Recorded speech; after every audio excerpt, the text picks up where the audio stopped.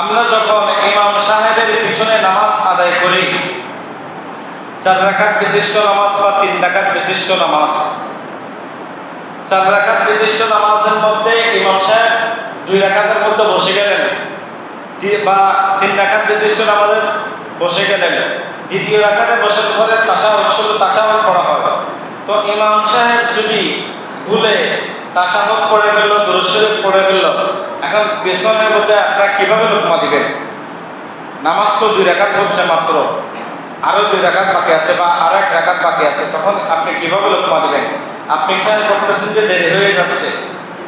আবার বর্তমানে তো অনেক মুসল্লি আছে ইমাম সাহেব থেকে ফাস্ট একেবারে, তাই ইমাম সাহেব তাশাহুদ পড়তে পড়তে অনেকে দুরূদ শরীফ দোয়া মাসুরে সব শেষ করে ফেলে, এরকম আসারা নেই।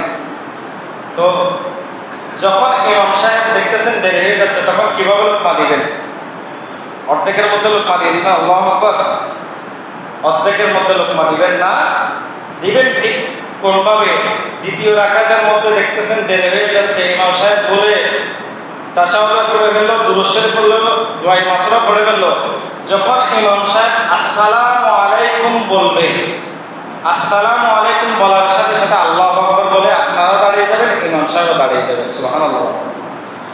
যদি এর আগে যদি কেউ লোকমা দেয় ইমাম সাহেবের এবং ইমাম সাহেবও যদি সেই লোকমাটা নেয়, তাহলে মুসল্লিদের নামাজও শেষ, ইমামের নামাজও শেষ।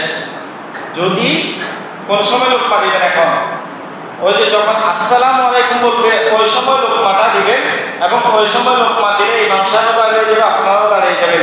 এরপরে নামাজ শেষে সিজদা দিলে নামাজ আদায় হয়ে যাবে। সুবহানাল্লাহ।